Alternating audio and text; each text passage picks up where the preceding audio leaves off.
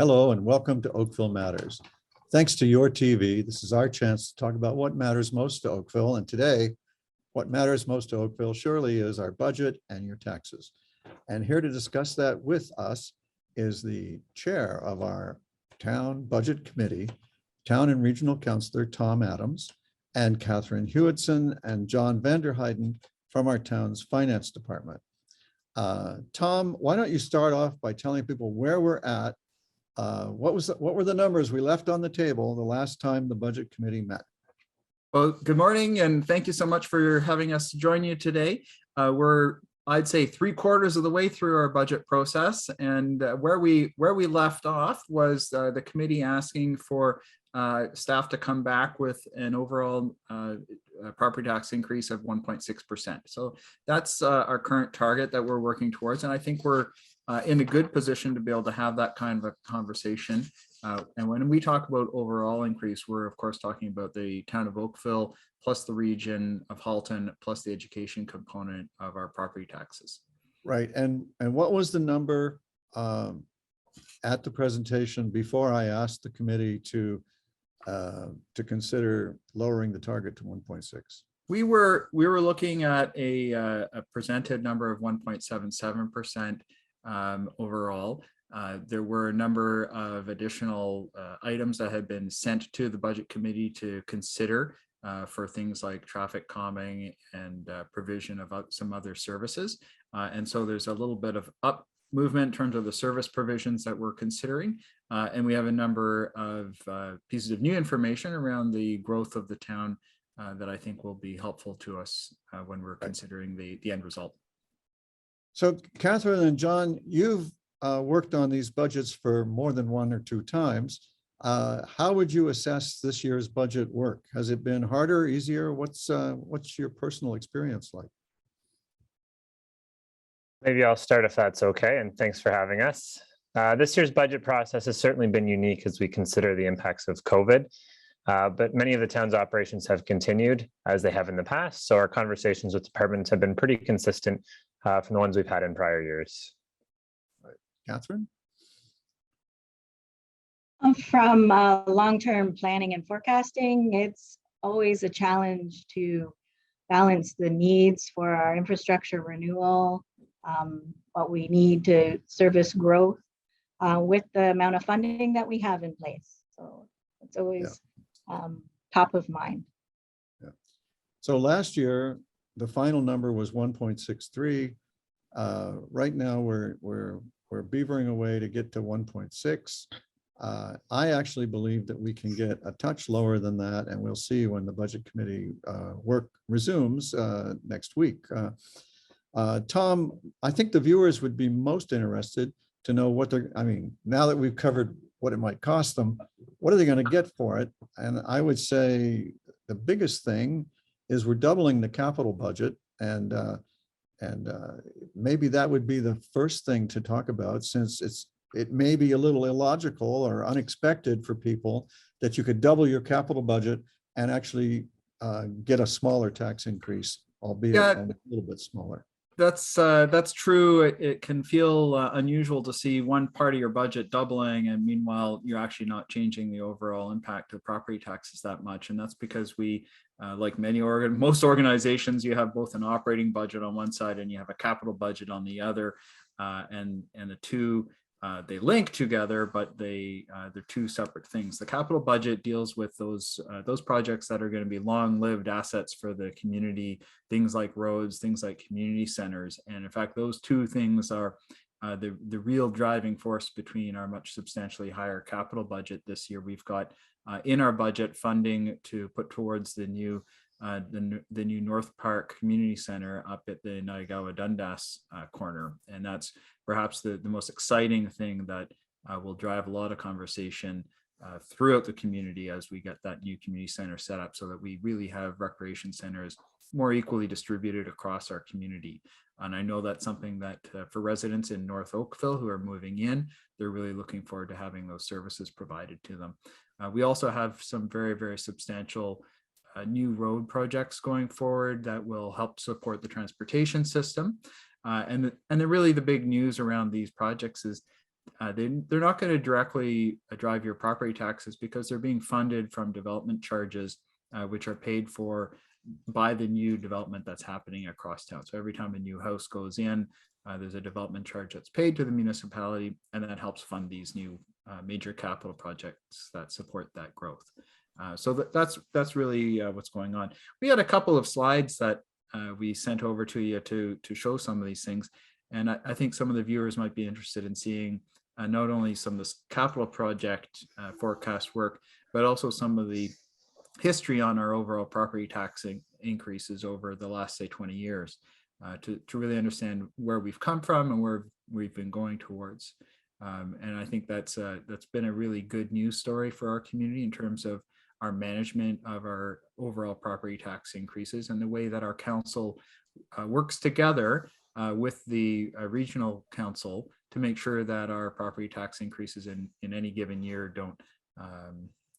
don't take a bad turn, having both high increases at the local level as well as the regional level. So if we see something happening in one place, we correct for it in the other. Right. So, Tom, a couple of things I thought would be good to do is to engage in a bit of a conversation with Catherine about the asset management plan and how we fund that and our capital levy and the need to return to that. And I also thought that we might want to interrogate John a little bit about the work that he brings to the budget. And if you want to talk about the slides, you can do that right now. And through the magic of post-production, they will appear magically as you speak about them. Well, that's fantastic. So, we do have some discussion around our long history of tracking our overall property tax increases. It goes back to the 90s, actually. But there was a period of time in the early 2000s where we had, I would say, very jumpy increases in our property tax increases. And since then, in the last, say, 14 years now, during this period of time, I happen to have been chairing our budget committee over this long period of time, but we moved to this performance-based, program-based budgeting process that I think has really helped focus our staff on looking for the outcomes that our community is looking for. And we've also worked really hard at matching the work that's happening at the region to the work that's happening at the town. And the result has been not only a lowering of our overall property tax increases, it's been almost a whole percent difference per year in terms of the average that we've been seeing, but it's also been on a downward trend and it's been much more predictable. So the year-to-year changes have been much more consistent than they were previously. And so these are some of the benefits that our community is seeing. So not only is it helpful for the business community to have some predictability in tax increases, but residents as well, I think, appreciate knowing that you've got a more stable tax environment. And your next slide, I think, does what I was asking earlier in the show, where I said, what were the last numbers we were showing? Yeah. And so we've got this is some the last one with the 1.77 on it. Yeah, so we've got some, you can see some numbers there for both the town and the education and the regional components, and you can see how they fit together for our overall tax bill. And so, as I said, we try to make sure that these three components jive together so that we end up with a result that we all appreciate and are okay with. And now, John, was it you who pointed out that the 2.2 at the region is coming down to 2.16? That's correct. Once we learn the information on the extra decimal spot, it allows us to refine those numbers just a little bit more. So that does have a little bit of an impact to bring us from the 1.77 to 1.76. Yeah, so the region's 0.82 might even be 0.80 or something like that. That's about right, yes. Yeah, okay. So go ahead, Tom. Yeah, so every nickel and dime is important to us when we're going through our budgeting process, as you can see. So we do push for a few more decimal points there to really understand what's going on. And of course, the budget committee at our last discussion, they wanted to see some options to try and bring that number down just a little bit more. And we do have some options that we'll be bringing forward to the committee for consideration next week, and of course, for council on December 20th.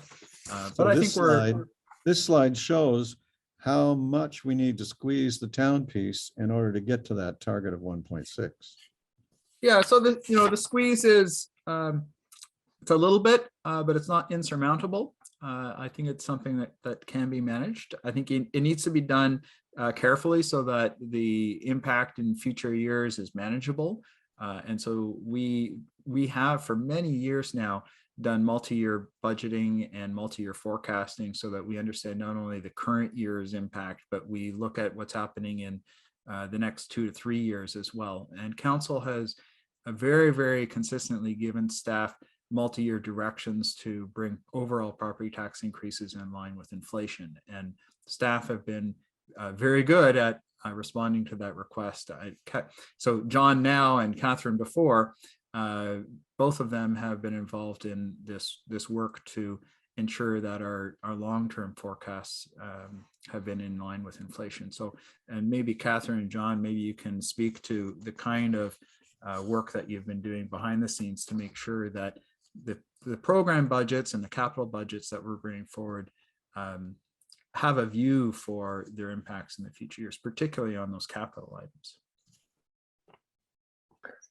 Certainly. So one of the things we do consider is every time we bring on a new capital project, we look forward to see what the impacts will be on our operations and make sure that those are built into any projections or any forecasts that we have moving forward. And like you said, Councillor Adams, that's an important thing for us to consider because there are future impacts of current decisions that are made. I think from the asset management side of things, Catherine, you're probably able to provide a little bit more about even the longer term forecast on that as well. Yeah, as part of the asset management planning, we really need to understand what we own, where it is, the age and condition, and all that information feeds into the maintenance and renewal and rehab activities that we plan for in our capital forecast. So there's a lot of information that we're required to gather, to pull together, and we use all of it to project 10 plus years sometimes to understand what our asset management needs are. Yeah, I get feedback from residents all over town about how happy they are with the quality of our roads and our facilities whenever they've left town and visited somewhere else, especially the roads. And that asset management plan is the sauce that's keeping our facilities and our roads in good shape. Because basically, all an asset management plan means is you don't let the roof go, and you continue to maintain things. Although here's a trick question. Some places they divide their capital assets into the ones they have to renew on a schedule, or maybe renew on inspection and discovery of flaw, and then another class you run to failure. To what degree do we split ours up like that? We do take a look at all of our different assets, and that's kind of by balancing the risk of asset failure. So some of our assets have really robust maintenance and activities, so like our vehicles and things like that, so they can be prolonged before you have to actually replace them. There's other smaller items which have a real minimal risk to impact on our service delivery. For example, maybe a guardrail along the road, we could potentially run to failure. So you focus more on the infrastructure that will have the greatest impact if it fails on our services, and put our money towards that. That's one strategy. And the other ones that would have less of an impact, you can run to fail. So we do look at that and consider that when we're trying to balance the funding and where it goes. Yeah, I think it would be safe to say that literally our biggest expenditure, the biggest portion of our tax goes to the asset management funds. Must be 25, I don't know, 25, 26, 24% of the tax levy has got to be going to infrastructure renewal. Well, we have, I probably might be jumping ahead here, but we do have 3.5 billion worth of assets and infrastructure that the town owns and is responsible for. And it is the backbone of many of our programs and services. So it supports our roads, community centers, parks, transit, fire services. So all of our, it's a lot of infrastructure that needs to be maintained to deliver those services. Yeah. Well, and our facilities, our recreation programs are snapping back to full enrollment. People really appreciate this part of life in Oakville. And when you look at, when I looked at this budget and our big increase in facilities and roads that we're doing, I think the way to describe it is we're literally growing livability.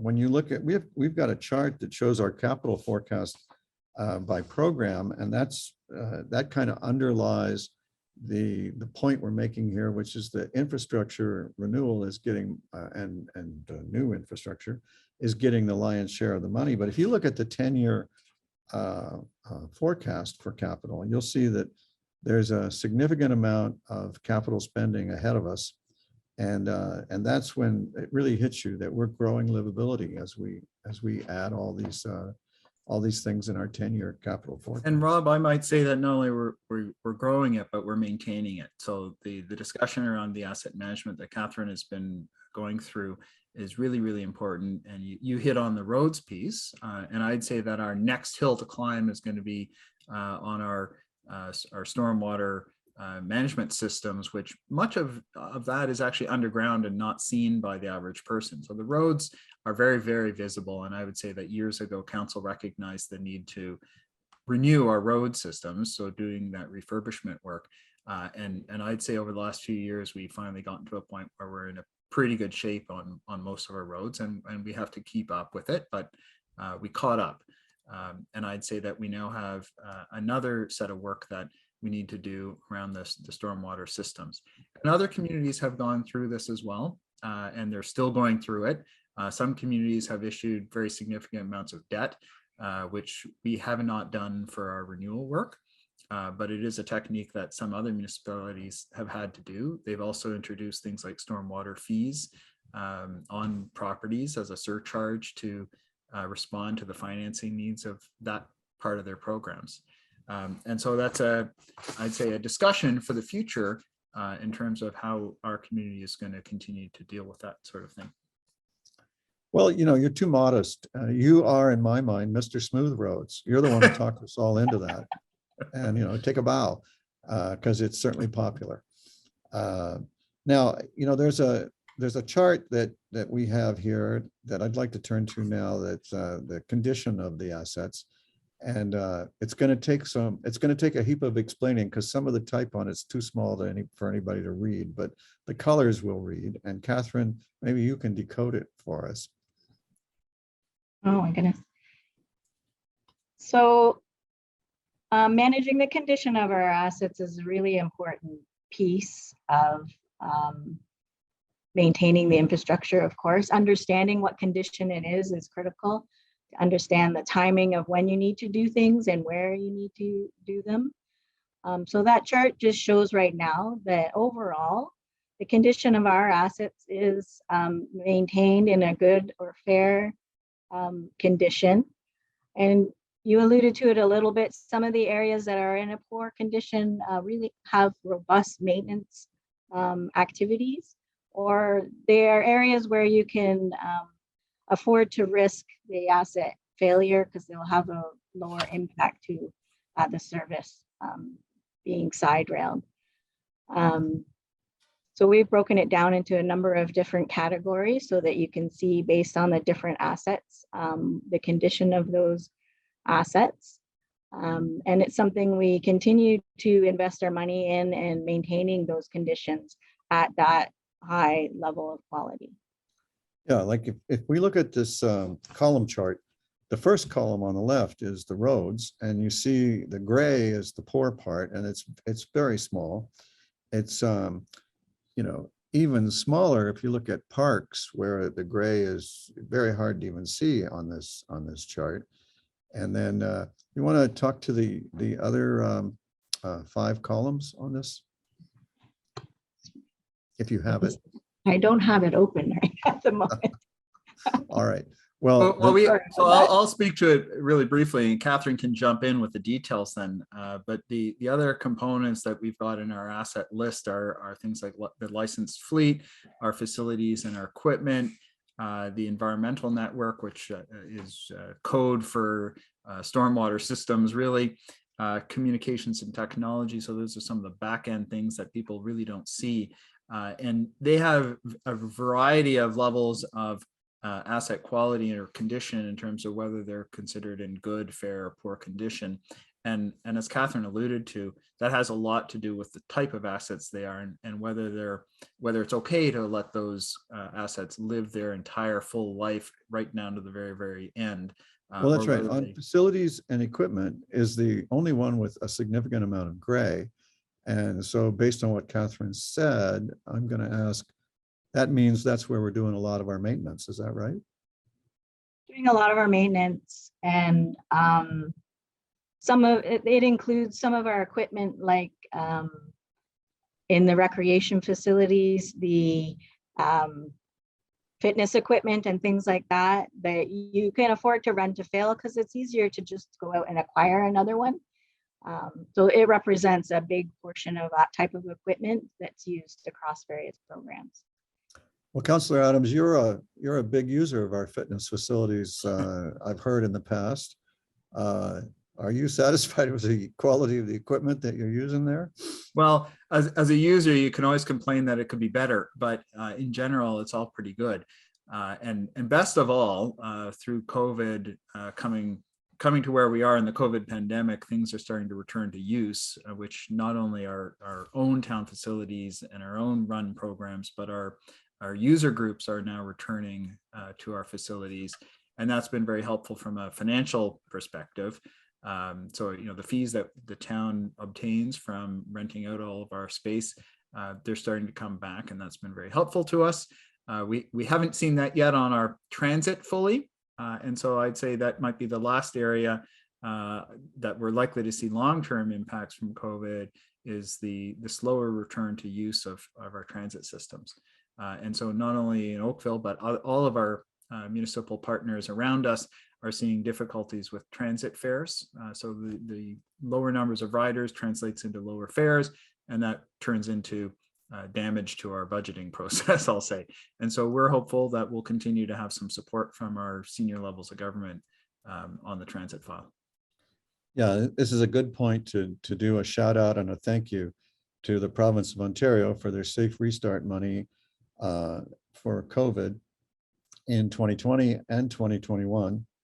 And last week, I had a meeting with the finance minister, and he assured me and other mayors that would continue for 2022. And that's great news, not only for us. That made everybody smile. I'm sure that did, yes. Yeah. Certain amount of happiness and relief, I guess you could say. So. And that brings us to some of our discussion about our own reserves and our own debt levels that allow us to weather difficult storms at times. So the town does have really strong reserves that allow us to handle unknowns and unexpected events that might occur. We've got much stronger reserves than some of our municipal partners around us. We've got more like 3 months worth of emergency funds instead of the sort of the 2-month point that many municipalities are sort of aiming for. I know a number of our partner sister communities around us are a little weaker on their stabilization reserves than we are, but it is a point of pride for us to be able to have those so that we can deal with these kind of emergencies. John's our deputy treasurer.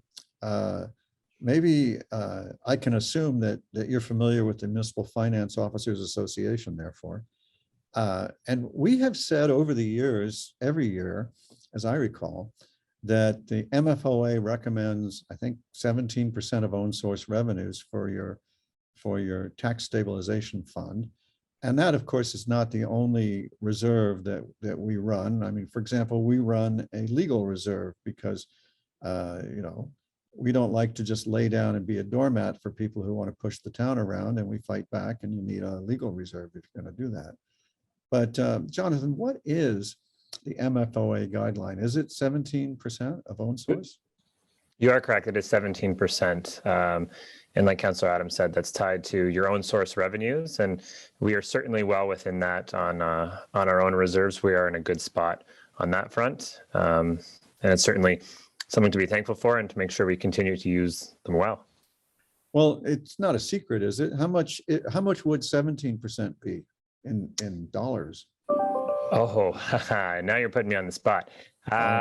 It's of our own source revenues, which I believe is in the range of $200 million. So doing the math really quickly, I think in the $40 to $50 million range. I don't have the number right in front of me, but it's certainly a good amount of money. Yeah, I might have multiplied 2 times 17 and guessed 34 million myself, but we're in excess of that. Yeah. It's actually a little bit higher because the own source is a bit higher, but Yeah.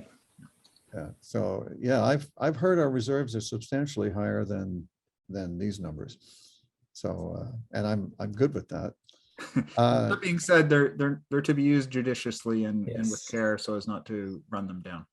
Well, they're for rainy days, and every day is not a rainy day. Exactly.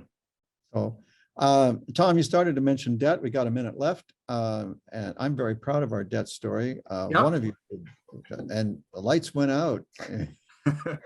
That's okay. We're still paying our bills. So, but the debt story is a good one. The town does have some debt, but the vast majority of the debt is actually being covered by things other than property taxes.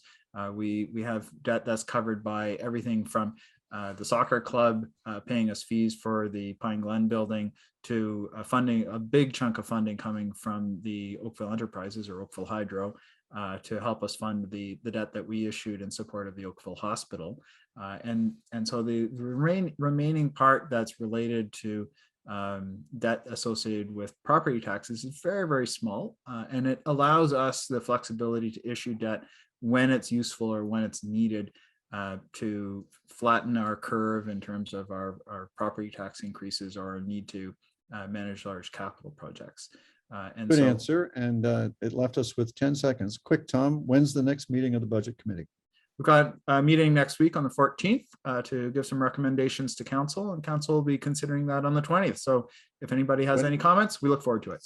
That's when we get your good news. All right, thanks, everybody, and we'll see you next time on Oakville Matters.